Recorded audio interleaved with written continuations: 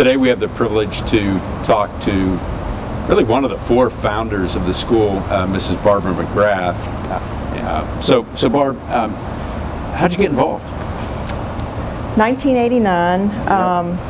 We had just 1989. We had just, my husband had been offered a job here, and we came down on a house hunting trip. And my husband stops and he said, "It's decision time." He pulls out a pad of paper and he said, "We're going to make pros and cons about moving to Greenville." And he wanted to come very badly, so his pro list was quite long. Lots of great things, and then he goes, "Con," and he looks at me. And the first thing out of my mouth was, "There's no Catholic high school." Doug and I went to Catholic schools all the way through college, so 16 years of Catholic schooling. It was important to us that our children have a Catholic high school. How old were your kids at the time? My oldest was in 3rd grade. Okay. Going into 3rd grade at St. Mary's. And so I never dreamed of being in a place where they didn't have an option of a Catholic high school. And I couldn't get past that. I just, nothing he could say could get me past that.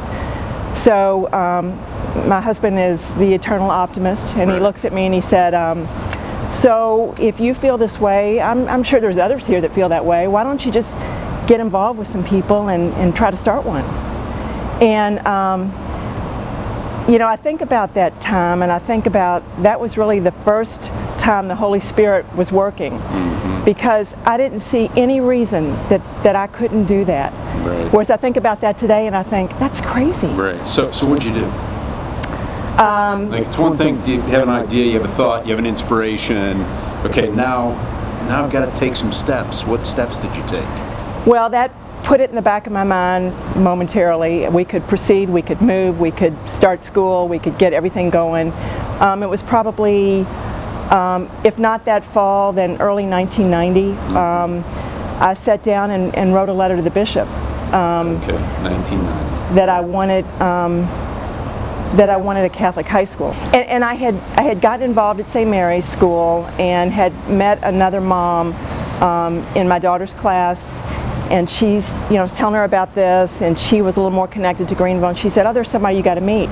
I've heard another lady talk about this, Margaret Ann Moon. She had children at St. Mary's School, but not in my child's grade. So our paths didn't cross, and we probably set up a time to meet, have coffee or something. Like, the founders didn't know one another. No. It wasn't like the four of you got together and said, "Let's start a Catholic school." No, but what had happened was I wrote a letter. Unbeknownst to me, Mary Cotter had written a letter, and Nancy McGrath. Did you know Nancy? I didn't know Nancy. Okay. Again, she had children at St. Mary's, but not in my child's grade. She wrote a letter. Did you get a response? I did get a response. Okay. I did get a kind of a canned response from maybe from the bishop or someone at the diocese. He would love to see it here, and put the four of us in touch with each other at that point. Right. Okay, good.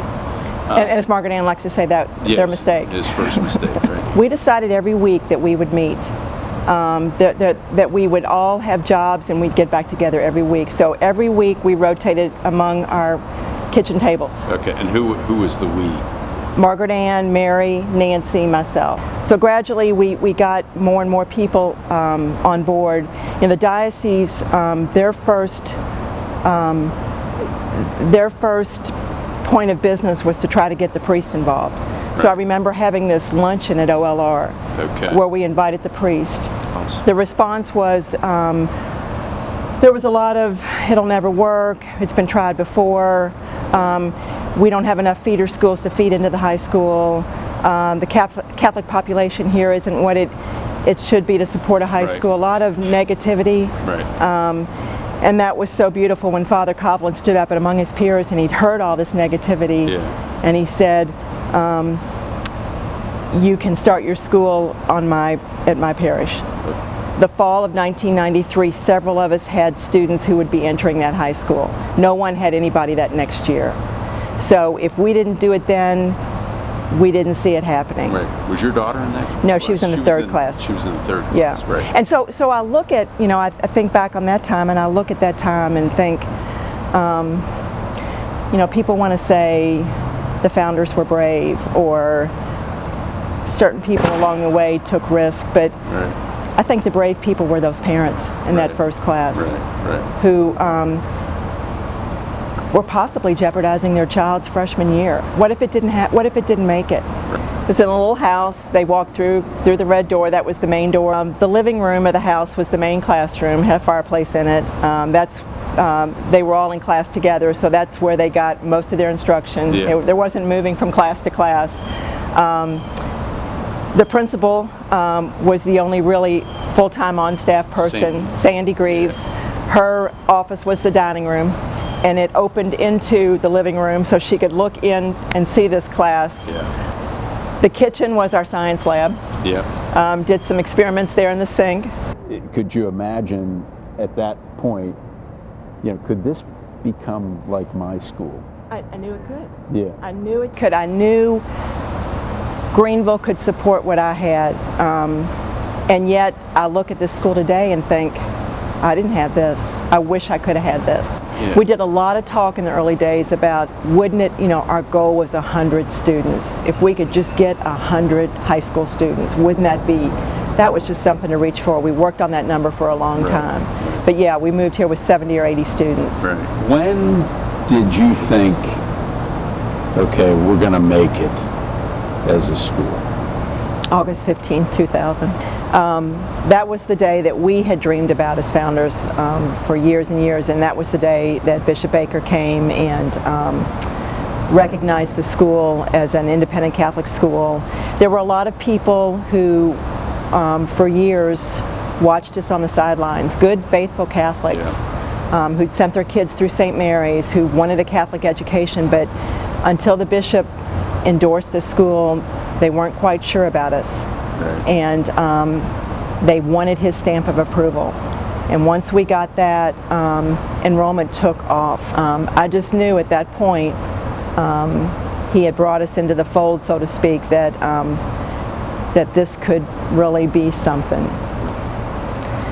People think what they want to think, but there's so many people that just quite weren't sure what was going on over here. I mean, we were teaching the Catholic faith. We were. When the bishop said he couldn't support it, he never said you can't open it. Right. He said I can't support it. So people thought you were doing this against the bishop's wishes, and we weren't.